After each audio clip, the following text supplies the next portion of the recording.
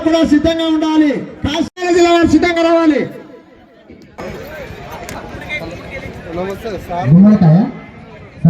ముఖ్యమంత్రి వారు బివి మోహన్ రెడ్డి గారి స్మారకార్థం వారి పుత్ర సంతానమైనటువంటి డాక్టర్ జతను ప్రారంభించడానికి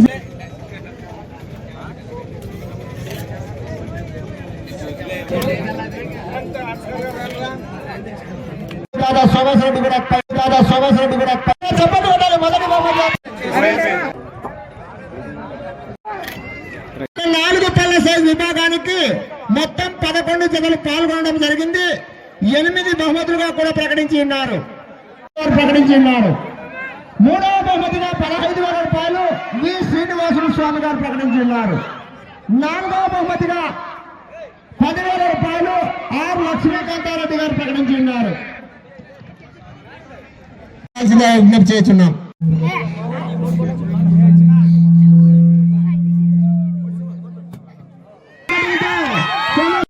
ఈ నాగరాజు గారు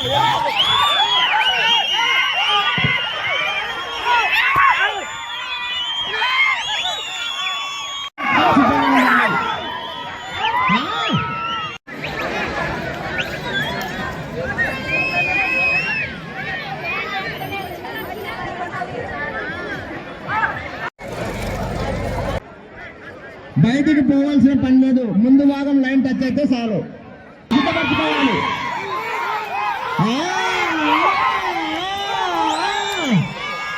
రావాలి. ట్రాక్టర్ గుడికల్ గ్రామం ఆకుల మన్నయ్య గారు సంబంధించిన జత పూజా కార్యక్రమానికి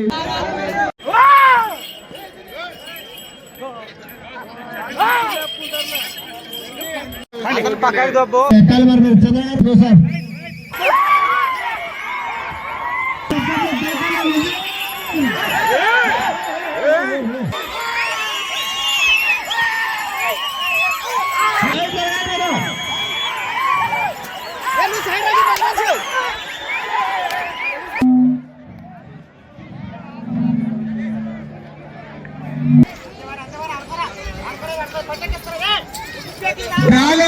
నాలుగు పళ్ళ సైజ్ విభాగంలో మొట్టమొదటి జతగా శ్రీ శ్రీ నడువలయ్య స్వామి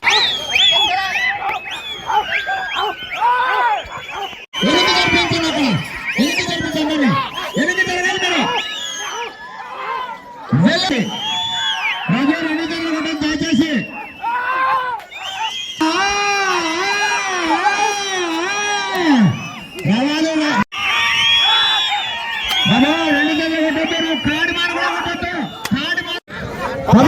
నిమిషముల 15 సెకండ్ల పూర్తి శాసనసభ సభ్యులైనటువంటి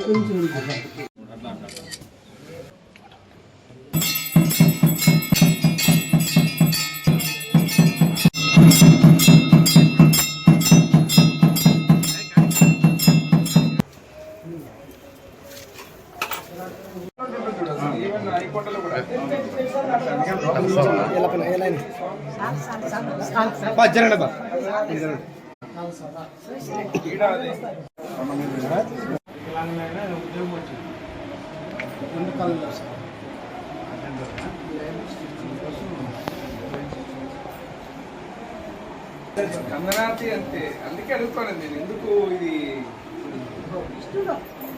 ప్రాసెస్ చాలా రేర్ ఇవన్నీ. దీన్ని కొంచెం బాగా ఇది చేయాలి. ఈ 5 క్షేత్రాలు మనకుండేది గురుజాల రామలింగేశ్వర స్వామి ఈశ్వరుడు. సరే నీలకంఠేశ్వరుడు అనేది మామూలుగా మా సెంటర్లో ఉంది. పంచారామాలాగా ఒకటే ఉంటాయి. ఇది ఏదో చరిత్ర ఉంటుంది. ఎవరన్నా ఇక్కడికి వచ్చినా ఈ దేవాలయాలందరూ విజిట్ చేసి పెట్టాలి, డెవలప్ చేసి బాగా దిగుతుంది. ఇది వేరు కదా, న్యాచురల్ గా చేసింది కాదు, స్వయంభూ.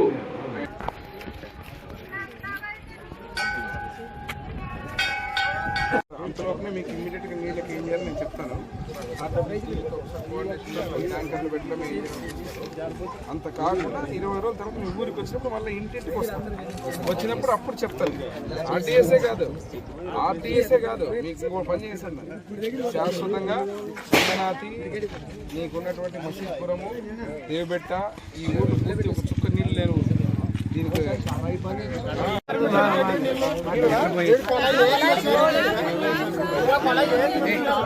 చేసిన తర్వాత ట్యాంక్ కనెక్షన్ ఏమన్నా ఇంతవరకు ఏమైనా జరిగిందా?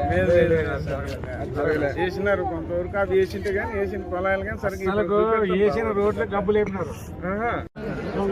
రంగస్వామి రథోత్సవం ప్రతి సంవత్సరం అత్యద్భుతంగా జరిగేటువంటి మన దేవిపేట గ్రామంలో ఈ సంవత్సరం కూడా దేదీప్యమానంగా జరిగినటువంటి రథోత్సవం.